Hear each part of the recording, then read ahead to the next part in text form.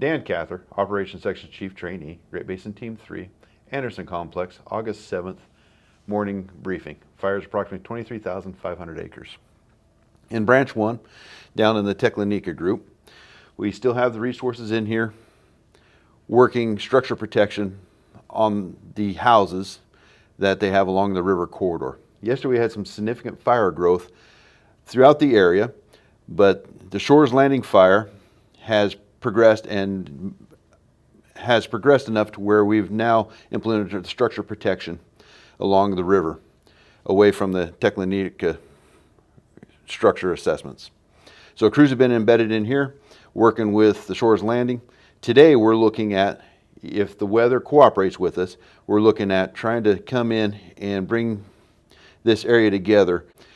The reason why we want to do that is to minimize any impact of this fire coming around, and we have a big front of fire coming towards the structures. The way the fires are going, naturally, they're starting to progress upon each other, come together on themselves, but we want to reduce that additional threat. Also, on the Shores Landing fire, we need to verify today, but last night when Air Attack was leaving, they said we had a spot out here ahead across the river of the Shores Landing. So we'll be assessing that. Let's move up to the Nenana group. The Nenana group have resources in. They've been doing structure protection, structure assessments, and looking at cultural sites or areas where we might have to take action to preserve those areas. They've been working closely with the leadership of the city and identifying those sites and also values at risk in the Nenana proper. And along with that, that's working their way down the highway corridor also. Let's move further down into Branch 1. We've got the Anderson Group. The Anderson Group has completed their fuel break lines around the city of Anderson. All the pumps have been tested, all the hose lays are in, and they're doing a final field walkthrough to make sure we're ready in the city of Anderson. Some of the heavy equipment that we've had here, the masticators and the dozer, will be moving to some of the other groups to assist them. But the Anderson Group is looking really good. It's staffed, we've got resources in place. The Clear Group. The Clear Group is still working with their lines within their perimeter. They've gone through and got it staffed. They have the resources in place, and they're going to work hand in hand with the Anderson Group if we have any threat of fire that comes in that general direction, with their resources to assist us in Anderson, and also with us assisting on the outside of the Clear area if we have any approach of fire down into the Clear Group. Let's move down into Branch 2. In Branch 2, we have the Birch Creek fire. We still have crews that are spiked in on the Birch Creek fire.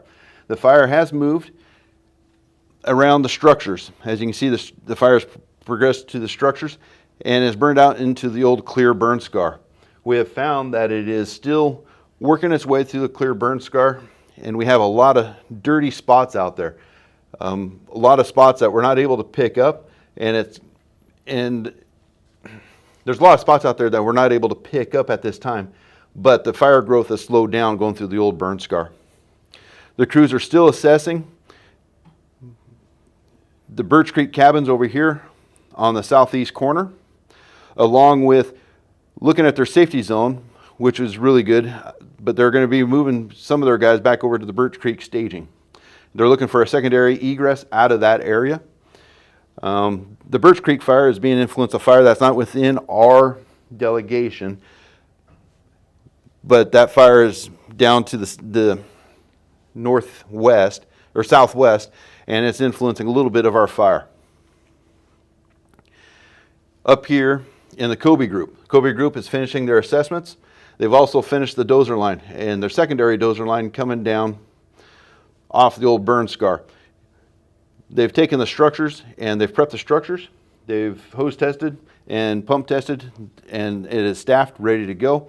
And with that equipment and that secondary line is to help protect the Kobe structures in the North 40s here with the old burn scar. Then we have the Park Highway Group.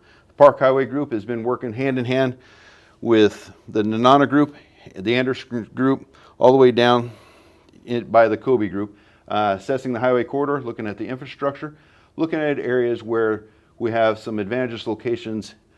We can implement any strategies or defensive strategies in case the fire does encroach and or start pushing on the highway corridor.